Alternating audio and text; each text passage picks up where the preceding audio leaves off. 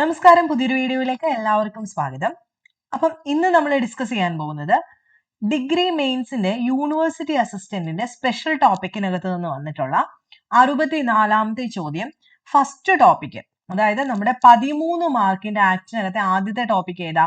University education commission അഥവാ രാധാകൃഷ്ണൻ കമ്മീഷനകത്തു നിന്ന് ഒരു ചോദ്യമാണ്. ഇതാണ് 64ാമത്തെ ചോദ്യം. 2022 നടന്ന ചോദ്യമാണ്. അപ്പൊ നമുക്ക് രാധാകൃഷ്ണൻ കമ്മീഷനെ പറ്റിയിട്ട് ഫുൾ ഡീറ്റെയിൽസ് ഈ ഒരു ക്ലാസ്സിൽ ഡിസ്കസ് ചെയ്യാം. ഈസി ആയിട്ട് ഒരു മാർക്ക് അച്ചീവ് ചെയ്തെടുക്കാനായിട്ട് സാധിക്കും. ഉറപ്പായിട്ടും ഒരു ചോദ്യം അല്ലെങ്കിൽ 2 ചോദ്യം ഒക്കെ രാധാകൃഷ്ണൻ കമ്മീഷനിൽ നിന്ന് വരും. സോ 2 മാർക്ക് മുന്നിൽ കണ്ടു തന്നെ പഠിക്കുക. അപ്പൊ അതിനു മുന്നേ ആയിട്ട് ഡിഗ്രി മെയിൻസിന് വേണ്ടിയിട്ട് ആർക്കെങ്കിലും കോഴ്സ് എടുക്കാൻ താല്പര്യം ഉണ്ടെങ്കിൽ ഞാൻ ഡീറ്റെയിൽസ് തരാം. നിങ്ങൾ ജസ്റ്റ് ഒരു നമ്പറിലേക്ക് ഒരു മെസ്സേജ് അയക്കുക. 9207515990 എന്ന് പറയുന്ന വാട്സ്ആപ്പ് നമ്പറിലേക്ക് ഞങ്ങൾക്ക് ഇതുപോലെ യൂണിവേഴ്സിറ്റി അസിസ്റ്റന്റിനായിക്കോട്ടെ, കമ്പനി ബോർഡ് അസിസ്റ്റന്റിനായിക്കോട്ടെ, assistant director of national saving SBCID തുടങ്ങിയിട്ടുള്ള കോഴ്സിന്റെ ഒരു 50 മുതൽ 48-50 റേഞ്ചിനകത്ത് സ്പെഷ്യൽ ആയിട്ട് നമ്മൾ സ്പെഷ്യൽ ടോപ്പിക്സ് ഫോക്കസ് ചെയ്തിട്ടുള്ള ഒരു കോഴ്സാണിത്. അപ്പൊ ഇതാണ് ഫോൺ നമ്പർ. ഇതിലേക്ക് നിങ്ങൾക്ക് ഇൻട്രസ്റ്റ് ഉണ്ടെങ്കിൽ പറയുക. ഇതിന്റെ ഫീസ് സ്ട്രക്ചർ വരുന്നത്, ഫുൾ ഡീറ്റെയിൽസ് ഒക്കെ ഞാൻ അവിടെ PDF തരാം. ഇനി അതല്ല, നിങ്ങൾക്ക് എല്ലാ കോഴ്സും കൂടെ ഒരുമിച്ച് അതിന്റെ സ്പെഷ്യൽ ടോപ്പിക്സ് ഒക്കെ കൂടെ വേണമെങ്കിൽ ഓരോന്നിനും സെപ്പറേറ്റ് ആയിട്ട് എടുക്കാവുന്നതാണ്.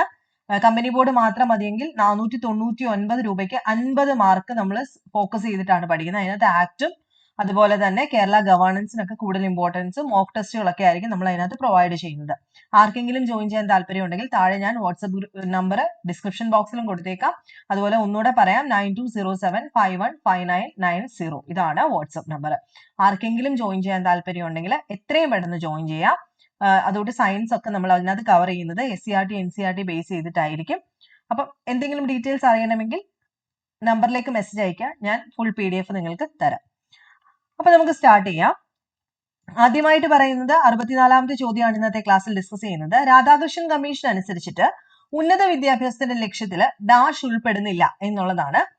അപ്പൊ എന്തൊക്കെയാണ് ഉൾപ്പെടുന്നത്? ഉന്നത വിദ്യാഭ്യാസം എന്ന് പറയുമ്പോൾ ഹയർ എഡ്യൂക്കേഷൻ ആണ്. രാധാകൃഷ്ണൻ കമ്മീഷൻ എന്ന് പറഞ്ഞു കഴിഞ്ഞാൽ എന്തിനെ പറ്റിയിട്ടാണ് പറയുന്നത്? യൂണിവേഴ്സിറ്റി എഡ്യൂക്കേഷൻ ആണെന്ന് ആദ്യം നമ്മൾ അറിയണം. യൂണിവേഴ്സിറ്റി എഡ്യൂക്കേഷൻ കമ്മീഷൻ ആണ് Radhakrishnan commission. So higher education means degree ലെവലാണ് ഉദ്ദേശിക്കുന്നത്. ഇതിനകത്ത് ലക്ഷ്യത്തിൽ ഉൾപ്പെടുന്നത് ഏതല്ലാത്തതാണെന്നാണ് ചോദിക്കുന്നത്.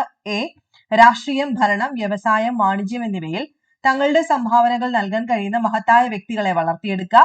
ബി, ജനാധിപത്യ മൂല്യങ്ങളും സമാധാനവും ഐക്യവും വികസിപ്പിക്കുക. സി, സെക്കൻഡറി വിദ്യാഭ്യാസം പരിഷ്കരിക്കുന്നതിന്. ഡി, സെക്കൻഡറി ഉന്നത വിദ്യാഭ്യാസത്തിന്റെ സംയോജനം. അപ്പൊ നമുക്ക് നന്നായിട്ട് ആൻസർ എഴുതാൻ പറ്റുന്ന, അതായത് നന്നായിട്ട് പഠിച്ചിട്ട് പോകുന്ന ഒരാളാണെങ്കിൽ നമുക്ക് പെട്ടെന്ന് തന്നെ ആൻസറിലേക്ക് എത്താനായിട്ട് സാധിക്കും. പിന്നെ ചെറിയൊരു ഡൗട്ട് ഈ 2 ഓപ്ഷൻസ് തമ്മിൽ വരാൻ സാധ്യതയുണ്ട്. എങ്കിലും നമുക്കറിയാം ഇത് യൂണിവേഴ്സിറ്റി എഡ്യൂക്കേഷനെ പറ്റിയിട്ടായതുകൊണ്ട് തന്നെ സെക്കൻഡറി വിദ്യാഭ്യാസം പരിഷ്കരിക്കുന്നതിനെ പറ്റിയിട്ട് അദ്ദേഹം പ്രത്യേകിച്ചൊന്നും പറഞ്ഞിട്ടില്ല, അല്ലെ? എന്നാൽ സെക്കൻഡറി ഉന്നത വിദ്യാഭ്യാസത്തിനെ സംയോജിപ്പിക്കണം എന്ന് പറഞ്ഞിട്ടുണ്ട്. അതുപോലെ ബാക്കി എന്തൊക്കെ റെക്കമെൻഡേഷൻസ് ആണ് അദ്ദേഹം തന്നിട്ടുള്ളത്? ഈ ഒരു ആണ് ആൻസർ ആയിട്ട് വരുന്ന ഓപ്ഷൻ സി ആണ്. അപ്പൊ നമുക്ക് രാധാകൃഷ്ണൻ കമ്മീഷനെ പറ്റിയിട്ട് ഡീറ്റെയിൽഡ് ആയിട്ട് ഒന്ന് പറഞ്ഞാലോ? എല്ലാ പോയിന്റ്സും വേണ്ട, നമുക്ക് അറിയേണ്ട പോയിന്റ്സ് മാത്രം. നമുക്കറിയാം ഓഗസ്റ്റ് 15, 1947 ഇന്ത്യക്ക് സ്വാതന്ത്ര്യം കിട്ടിക്കഴിഞ്ഞപ്പോഴത്തേക്ക് നമ്മുടെ ഇന്ത്യയുടെ അവസ്ഥ എന്ന് പറയുന്നത് എക്കണോമിക്കലി വളരെ വീക്ക് ആയിരുന്നു. അതുപോലെ തന്നെ എഡ്യൂക്കേഷൻ ഫീൽഡിലാണെങ്കിലും ഇന്ത്യക്കാർ വളരെ പുറകിലായിരുന്നു, ആണല്ലോ. അപ്പൊ ഇതിൽ നിന്നൊക്കെ ഒരു മുക്തി വേണം, നമുക്ക് മുന്നോട്ട് വരണം എന്നുള്ള ഒരു ലക്ഷ്യത്തിലേക്ക് മൊത്തത്തിലെ ഇന്ത്യൻ ഗവൺമെന്റും എല്ലാവരും മുന്നിലേക്ക് വരുന്നു. ഇതിന്റെ ഭാഗമായിട്ട് the central advisory board of എഡ്യൂക്കേഷനും ഇന്ത്യൻ യൂണിവേഴ്സിറ്റി ബോർഡ് ഓഫ് എഡ്യൂക്കേഷനും ചേർന്നിട്ട് ഗവൺമെന്റില് ഒരു യൂണിവേഴ്സിറ്റി കമ്മീഷൻ വെക്കണമെന്ന് ഒരു അഭ്യർത്ഥന വെക്കുന്നു. ആരൊക്കെ ചേർന്നിട്ടാണെന്ന് ഓർത്ത് വെച്ചേക്കാം. CABE അഥവാ ഫുൾ നെയിം എന്താണ്? CABEയുടെ ഓർത്ത് വെച്ചേക്കാം. സെൻട്രൽ അഡ്വൈസറി ബോർഡ് ഓഫ് എഡ്യൂക്കേഷനും inter university board of education IUBEയും ചേർന്നിട്ട് ഗവൺമെന്റിനോട് പറഞ്ഞു എത്രയും പെട്ടെന്ന് ഒരു യൂണിവേഴ്സിറ്റി എഡ്യൂക്കേഷൻ കമ്മീഷനെ വെക്കുക. എന്തിനു വേണ്ടിയിട്ടാണ്? യൂണിവേഴ്സിറ്റി എഡ്യൂക്കേഷനെ പറ്റിയിട്ട് എന്തൊക്കെ കാര്യങ്ങൾ നമുക്ക് പ്രൊവൈഡ് ചെയ്യാൻ പറ്റും, എത്രത്തോളം നമുക്ക് യൂണിവേഴ്സിറ്റികളെ ഉയർത്തിക്കൊണ്ട് വരാൻ പറ്റും എന്നൊക്കെ പഠിക്കാനായിട്ടാണ്. അതുപോലെ നിലവിലത്തെ യൂണിവേഴ്സിറ്റി എഡ്യൂക്കേഷന്റെ അല്ലെങ്കിൽ യൂണിവേഴ്സിറ്റികളുടെ അവസ്ഥയെ പറ്റിയിട്ടൊക്കെ മനസ്സിലാക്കാൻ വേണ്ടിയിട്ടാണ് ഇങ്ങനൊരു അഭിപ്രായം മുന്നോട്ട് വെക്കുന്നത്. അപ്പൊ ഗവൺമെന്റ് ഓഫ് ഇന്ത്യ ഒരു കമ്മീഷൻ അപ്പോയിന്റ് ചെയ്തു. ആ കമ്മീഷന്റെ ഹെഡ് എന്ന് പറയുന്നത് അല്ലെങ്കിൽ ലീഡർ അല്ലെങ്കിൽ നമുക്ക് പറയാം ചെയർമാൻ എന്ന് പറയുന്നത് ഡോക്ടർ S രാധാകൃഷ്ണൻ ആയിരുന്നു. ഡോക്ടർ S സർവേപ്പള്ളി രാധാകൃഷ്ണൻ അഥവാ S രാധാകൃഷ്ണൻ ആയിരുന്നു കമ്മീഷന്റെ ചെയർമാൻ എന്ന് പറയുന്നത്. രാധാകൃഷ്ണനെ പറ്റിയിട്ട് എല്ലാവർക്കും അറിയാം, നമ്മുടെ പ്രസിഡന്റ് ആയിരുന്നു നമുക്കറിയാം അല്ലെ. അപ്പം ഇദ്ദേഹത്തിനെ അപ്പോയിന്റ് ചെയ്യുന്നത് അല്ലെങ്കിൽ ഈ കമ്മീഷനെ അപ്പോയിന്റ് ചെയ്യുന്നത് 1948 ഏത് മാസം? നവംബർ 14 അപ്പോയിന്റ് ചെയ്യുന്നത്. മറ്റ് എത്ര മെമ്പേഴ്സ് ഉണ്ടെന്ന് ചോദിക്കാം. ഏകദേശം 10ഓളം ആൾക്കാര് മറ്റ് മെമ്പേഴ്സ് ആയിട്ടുണ്ടായിരുന്നു. ഇതിനകത്ത് മെമ്പറായിട്ടിരുന്ന ഒരാളുടെ എന്താണ് റിപ്പോർട്ടും അല്ലെങ്കിൽ കമ്മീഷനെ പറ്റിയിട്ട് നമുക്ക് പഠിക്കാനുണ്ട്, മുതലിയാർ കമ്മീഷൻ. അപ്പം ഇതിനകത്ത് അതായത് രാധാകൃഷ്ണൻ കമ്മീഷൻ, യൂണിവേഴ്സിറ്റി എഡ്യൂക്കേഷൻ കമ്മീഷനകത്ത് മുതലിയാർ ഒരു ഫാക്ട് ആയിരുന്നു. ലക്ഷ്മണസ്വാമി മുതലിയാര് ഒരു ആളായിരുന്നു, ഒരു മെമ്പർ ആയിരുന്നു. അതുപോലെ പ്രധാനപ്പെട്ട ഒബ്ജക്റ്റീവ് ഈ പറഞ്ഞതുകൊണ്ട് തന്നെ നിലവിലെ ഇന്ത്യൻ യൂണിവേഴ്സിറ്റികളെ പറ്റിയിട്ട് കൃത്യമായിട്ട് പഠിക്കുക. അതുപോലെ അവരുടെ അഡ്മിനിസ്ട്രേഷൻ, ഫിനാൻസിനെ പറ്റിയിട്ട് കൂടുതലായിട്ട് സജഷൻസ് കൊടുക്കാനും അതുപോലെ തന്നെ ഹയർ എഡ്യൂക്കേഷനെ ഒന്ന് റീസ്ട്രക്ചർ ചെയ്തെടുക്കാനും. കാരണം സ്വാതന്ത്ര്യം കിട്ടിയിട്ടുള്ള മാറ്റമാണ്, സ്വാതന്ത്ര്യം കിട്ടി, ഇപ്പൊ നമ്മുടെ മാത്രം ഇന്ത്യയാണ്. സോ ഇന്ത്യയെ എങ്ങനെയെങ്കിലും ഉയർത്തിക്കൊണ്ട് വരണം. അപ്പൊ ഈ എഡ്യൂക്കേഷൻ നന്നായിട്ട് പൂർത്തിയാക്കി കഴിഞ്ഞു കഴിഞ്ഞാൽ കുട്ടികൾക്ക് നല്ല വിദ്യാഭ്യാസം കൊടുത്തു കഴിഞ്ഞാൽ നമ്മുടെ രാജ്യത്തെ ആ കുട്ടികൾ ഉയർത്തും. അതാണ് ലക്ഷ്യം വെക്കുന്നത്. അങ്ങനെ എഡ്യൂക്കേഷൻ നല്ല രീതിയിൽ കൊടുക്കുകയും അതുപോലെ ടീച്ചേഴ്സിന്, പഠിപ്പിക്കുന്ന ടീച്ചേഴ്സിന്റെ സ്റ്റാൻഡേർഡ് ഉയർത്തുകയും ഒക്കെ ചെയ്തു കഴിഞ്ഞാൽ ഇന്ത്യ മഹാരാജ്യം രക്ഷപ്പെടും. അങ്ങനെ മുന്നിൽ കണ്ടിട്ടാണ് ഇത് ചെയ്യുന്നത്. ഹയർ എഡ്യൂക്കേഷൻസിനെ കണ്ടെത്താനുള്ളതും അതുപോലെ ഹയർ എഡ്യൂക്കേഷൻ സ്റ്റാൻഡേർഡിനെ കൂട്ടാനും ഈ പറഞ്ഞുകൊണ്ട് തന്നെ എന്താണ് മീഡിയം ഓഫ് ഹയർ എഡ്യൂക്കേഷൻ, ഏത് മീഡിയത്തിൽ വേണം കുട്ടികളെ പഠിപ്പിക്കാൻ, ഇതൊക്കെ തീരുമാനിക്കാൻ വേണ്ടിയിട്ടാണ് ഇവരെ വെക്കുന്നത്. ഓക്കെ ആണല്ലോ. അങ്ങനെ ഇവര് പലതരത്തിലുള്ള പഠനങ്ങൾ നടത്തി. ആ പഠനങ്ങൾ ഏതാണെന്ന് ചോദിച്ചു കഴിഞ്ഞാൽ ക്വസ്റ്റ്യനെയർ ആണ് കൂടുതലായിട്ടും.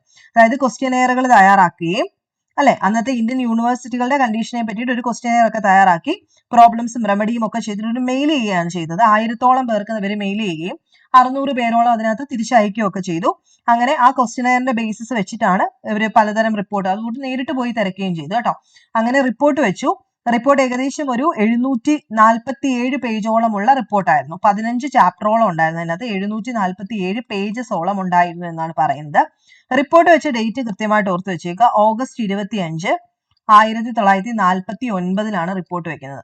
എന്നാ ഇവരെ അപ്പോയിന്റ് ചെയ്യുന്നത് 1948 നവംബർ 14. ഏകദേശം ഒരു വർഷം ആയപ്പോഴത്തേക്കാണ് ഇവർ റിപ്പോർട്ട് വെക്കുന്നത് 1949 ഓഗസ്റ്റ് 25. അപ്പം ഇതിനകത്ത് പലതരത്തിലുള്ള റെക്കമെൻഡേഷൻസ് ഉണ്ടായിരുന്നു. അങ്ങനെ ഓരോരോ റെക്കമെൻഡേഷൻസ് നോക്കുന്ന സമയത്ത് പ്രധാനമായിട്ടുള്ള റെക്കമെൻഡേഷൻ എന്ന് പറയുന്നത് ഒരു വ്യക്തിയെ ഓവറോൾ വളർത്തിയെടുക്കുക എന്നുള്ളതാണ്. അതായത് രാഷ്ട്രീയം, ഭരണം, വ്യവസായം, വാണിജ്യം എന്നിവയിൽ സംഭാവന നൽകാൻ കഴിയുന്ന മഹത്തായ വ്യക്തിത്വങ്ങൾ വളർത്തിയെടുക്കുക യൂണിവേഴ്സിറ്റികളിലൂടെ. അതുപോലെ ജനാധിപത്യ മൂല്യം, സമാധാനം, ഐക്യം ഇതൊക്കെ വികസിപ്പിക്കുക. അതുപോലെ ഇദ്ദേഹം മറ്റൊരു കാര്യം മുന്നോട്ട് വെച്ച് ഈ പറഞ്ഞതുകൂട്ട് തന്നെ സെക്കൻഡറി ഉന്നത വിദ്യാഭ്യാസത്തിന്റെ സംയോജനം പറഞ്ഞിട്ടുണ്ടായിരുന്നു. അതായത് കരിക്കുലം, ഗ്രാജുവേഷന്റെ കരിക്കുലം എന്ന് പറയുന്നത് 3 ഇയർ ആയിരിക്കണം. പോസ്റ്റ് ഗ്രാജുവേഷൻ അതായത് 3+2+2 എന്നുള്ള സംവിധാനം കൊണ്ടുവന്ന ഇദ്ദേഹമാണ് 3 വർഷത്തെ ഡിഗ്രി, 2 വർഷത്തെ PG, മിനിമം 2 വർഷത്തെ റിസർച്ച് എന്നുള്ള രീതിയിലേക്ക് കൊണ്ടുവന്നു. അതുപോലെ തന്നെ ഹയർ എഡ്യൂക്കേഷനെ മുമ്പായിട്ട് ഈ ഒരു സെക്കൻഡറി ഉന്നത വിദ്യാഭ്യാസത്തിന്റെ സംയോജനം അഥവാ നമ്മൾ പ്രീ ഡിഗ്രി എന്നൊക്കെ പറയുന്നത് പോലെ തന്നെ 11 വർഷം +1 ആ ഒരു കാലഘട്ടം കഴിഞ്ഞിട്ട് ഒരു ഇന്റർമീഡിയറ്റ് എക്സാമിനേഷനോട് കൂടിയിട്ട് വേണം ഇവർ ഡിഗ്രിയിലേക്ക് വരാൻ അല്ലെ. വെറുതെ എല്ലാവരെയും കയറ്റി വിടരുത്. ഒരു ഇന്റർമീഡിയറ്റ് എക്സാമിനേഷനോട് കൂടിയിട്ട് വേണം ഇവര് ഉന്നത വിദ്യാഭ്യാസത്തിലേക്ക് വരാൻ എന്നൊക്കെ ഈ ഒരു കമ്മീഷൻ മുന്നോട്ട് വെച്ചിട്ടുള്ള ഒരു കാര്യമായിരുന്നു. ഓക്കെ ആണല്ലോ. ഇതിനകത്ത് ഹയർ എഡ്യൂക്കേറ്റഡ് എയിം എന്ന് പറയുന്നത് തന്നെ ഈ പറഞ്ഞതുകൂട്ട് തന്നെ ആൾക്കാരെ physically healthy and mentally intellectual അങ്ങനെ ആക്കി മാറ്റുക. ഹെൽത്തി ആയിട്ടുള്ള കുട്ടികളായിട്ടും മെന്റലി ഇന്റലക്ച്വൽ ആയിട്ട് വളർത്തിയെടുക്കുക. അതുപോലെ തന്നെ കൃത്യമായിട്ടുള്ള എന്താണ് hereditary quality of the people, to find out the hereditary quality of the people and develop them through training. അതുകൊണ്ട് ലീഡർഷിപ്പ് ക്വാളിറ്റി വളർത്തിയെടുക്കുക. അഡ്മിനിസ്ട്രേഷൻ ആയിക്കോട്ടെ, ബിസിനസ് ആയിക്കോട്ടെ, ഇൻഡസ്ട്രി, കൊമേഴ്സ് എല്ലാ മേഖലയിലുമുള്ള ആൾക്കാരെ വാർത്തെടുക്കുക അല്ലെ. അതുപോലെ ഈ പറഞ്ഞതുപോലെ തന്നെ എന്താണ് wise person, to produce such wise person who may disseminate education to make democracy a success. അതായത് രാജ്യത്തിനെ മറ്റൊരു തലത്തിലേക്ക് ഉയർത്തുന്ന രീതിയിലുള്ള ഒരു ഓവറോൾ ഡെവലപ്മെന്റ് ലക്ഷ്യം വെച്ചിരുന്നു. എന്ത് university education commission. University education കൊണ്ട് ഇങ്ങനെയൊക്കെ വേണം. നിങ്ങൾ ഒറ്റ കാര്യം ഓർത്ത് വെച്ചേക്കുക, ഓവറോൾ ആയിട്ടൊരു വ്യക്തിയെ വാർത്തെടുക്കുന്നതിനകത്ത് യൂണിവേഴ്സിറ്റികൾക്ക് പ്രാധാന്യം വേണം എന്നുള്ള ലക്ഷ്യത്തോടു കൂടിയിട്ടാണ് യൂണിവേഴ്സിറ്റി എഡ്യൂക്കേഷൻ കമ്മീഷൻ റിപ്പോർട്ട് വെച്ചത്. അതുപോലെ തന്നെ ഇമ്പോർട്ടന്റ് ആയിട്ട് ഓർത്ത് വെക്കേണ്ട കാര്യം ടീച്ചേഴ്സിന്റെ സ്റ്റാൻഡേർഡ് ഇമ്പോർട്ടന്റ് ആയിരുന്നു. പഠിപ്പിക്കുന്ന ടീച്ചേഴ്സിന്റെ സ്റ്റാൻഡേർഡ് ഉണ്ടെങ്കിൽ കുട്ടികൾക്ക് അത് കിട്ടും. അതുകൊണ്ട് തന്നെ ടീച്ചേഴ്സിന്റെ സ്റ്റാൻഡേർഡ് ഉയർത്താൻ വേണ്ടിയിട്ട് ഈ ടീച്ചർമാർ തന്നെ റിസർച്ച് ചെയ്യുമല്ലോ, അതിനുള്ള ഫെസിലിറ്റി കൊടുക്കുക. അവരുടെ സാലറി അലവൻസുകൾ ബാക്കി കാര്യങ്ങളൊക്കെ നന്നായിട്ട് കൊടുക്കണം. എങ്കിലേ നമ്മൾ പറയില്ലേ ശമ്പളം ഉണ്ടെങ്കിൽ നന്നായിട്ട് പഠിപ്പിക്കാനുള്ള ഒരു ത്വര വരും. അത് മനസ്സിലാക്കിയിട്ട് രാധാകൃഷ്ണൻ കമ്മീഷൻ പ്രത്യേക റെക്കമെൻഡേഷൻ ഉണ്ടായിരുന്നു. അതുപോലെ എന്താണ് മോറൽ എഡ്യൂക്കേഷൻ, റിലീജിയസ് എഡ്യൂക്കേഷൻ അതിനൊക്കെ പ്രാധാന്യം കൊടുക്കണം എന്ന് തന്നെയാണ് ഇവര് മുന്നോട്ട് വെച്ചത്. പറഞ്ഞോട്ട് ഗ്രാന്റ് UGC വേണമെന്ന് ആവശ്യപ്പെട്ടത് ആരാ? യൂണിവേഴ്സിറ്റി എഡ്യൂക്കേഷൻ കമ്മീഷൻ ആണ്. യൂണിവേഴ്സിറ്റി ഗ്രാന്റ് കമ്മീഷൻ, അതായത് യൂണിവേഴ്സിറ്റികളുടെ ഉന്നമനത്തിനായിട്ട് ഫണ്ടുകൾ ഗ്രാന്റ് ചെയ്ത് കൊടുക്കാൻ UGC വേണമെന്ന് ആവശ്യപ്പെട്ടത് രാധാകൃഷ്ണൻ കമ്മീഷൻ ആണ്. അങ്ങനെ ഒരുപാട് പോയിന്റ്സ് ഉണ്ട്. അപ്പൊ കൃത്യമായിട്ട് ഇത് മനസ്സിലാക്കി വെക്കുക. എന്തെങ്കിലും എക്സ്ട്രാ പോയിന്റ്സ് അറിയണമെങ്കിൽ ചോദിച്ചാൽ മതി. അപ്പൊ നമുക്ക് ഈ ഓരോ ദിവസങ്ങളിലായിട്ട് പല പല പ്രത്യേകിച്ചുള്ള സ്പെഷ്യൽ ടോപ്പിക് ഉള്ളതിനകത്ത് നിന്നും ഇതുപോലെ സ്പെഷ്യൽ ടോപ്പിക്സ് ഒക്കെ എടുത്ത് ഡിസ്കസ് ചെയ്യാം. അപ്പൊ ഈ പറഞ്ഞതുപോലെ തന്നെ സ്പെഷ്യൽ ടോപ്പിക്സിന് കൂടുതൽ ഇമ്പോർട്ടൻസ് കൊടുത്തിട്ട് തന്നെയാണ് നമ്മൾ കോഴ്സ് ഡിസൈൻ ചെയ്തിരിക്കുന്നത്. അപ്പൊ ആർക്കെങ്കിലും താല്പര്യം ഉണ്ടെങ്കിൽ എത്രയും പെട്ടെന്ന് ജോയിൻ ചെയ്യുക. വളരെ റേറ്റ് കുറവാണ്, എല്ലാവരും ഉദ്ദേശിച്ചിട്ടാണ് ഇങ്ങനെ ചെയ്തിട്ടുള്ളത്. അപ്പൊ എന്തെങ്കിലും ഡൗട്ട് ഉണ്ടെങ്കിൽ ചോദിക്കാം. ഞാൻ പറഞ്ഞ നമ്പറിലേക്ക് മെസ്സേജ് അയക്കാം. നെക്സ്റ്റ് വീഡിയോയിൽ കാണാം. ബൈ.